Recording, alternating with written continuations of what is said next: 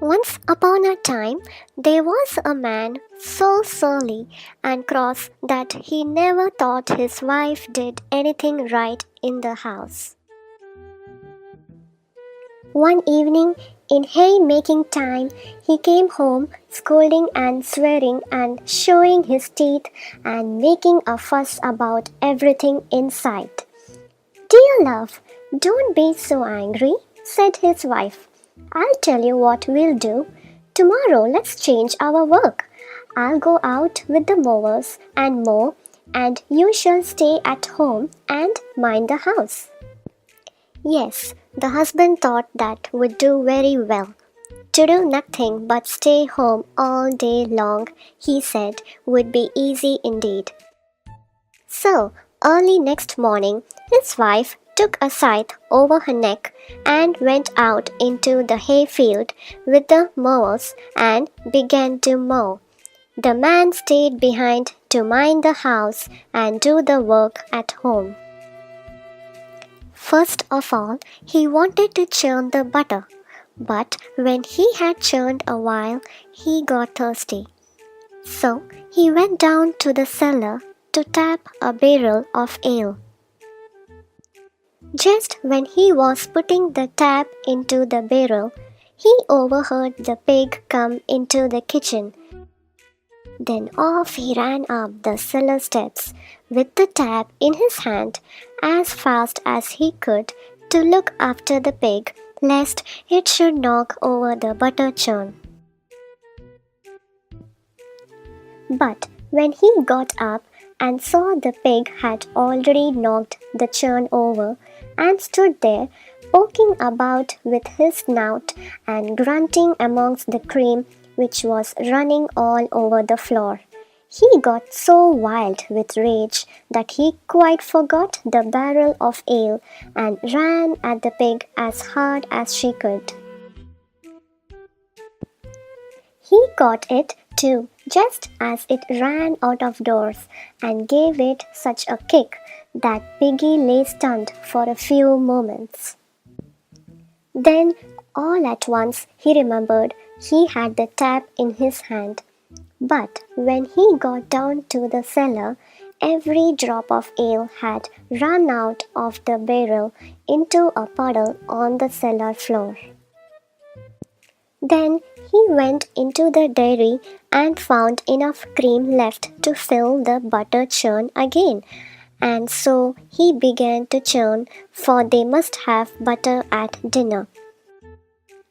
When he had churned a bit, he remembered that their milking cow was still shut up in the barn and hadn't had a bit to eat or a drop to drink all morning.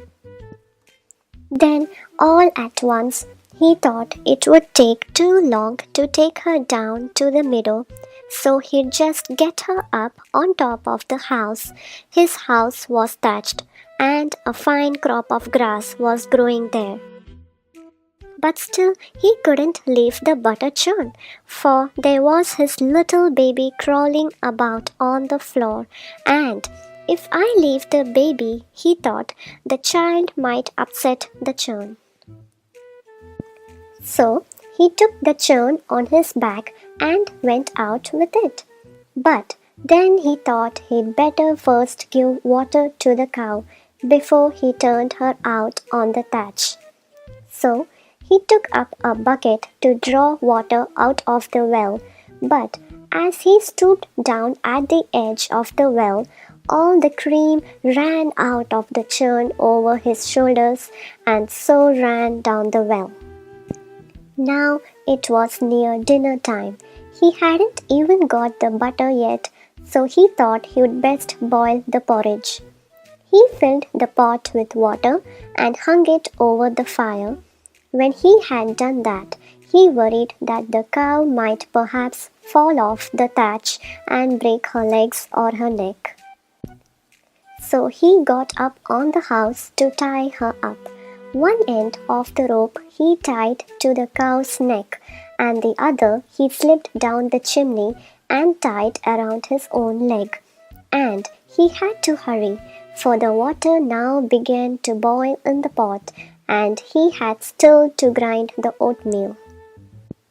While he began to grind away, down fell the cow off the housetop after all, and as she fell, she dragged the man up the chimney by the rope. There he stuck fast. As for the cow, she hung halfway down the wall, swinging between heaven and earth, for she could neither get down nor up. And now the wife had waited a long time for her husband to call her home to dinner, but never a call she had heard. At last she thought she'd waited long enough and went home. But when she got there and saw the cow hanging in such a bizarre manner, she ran up and cut the rope in two with her scythe. But as she did this, down plunged her husband out of the chimney, and so when his old wife came inside the kitchen, there she found him standing on his head in the porridge pot.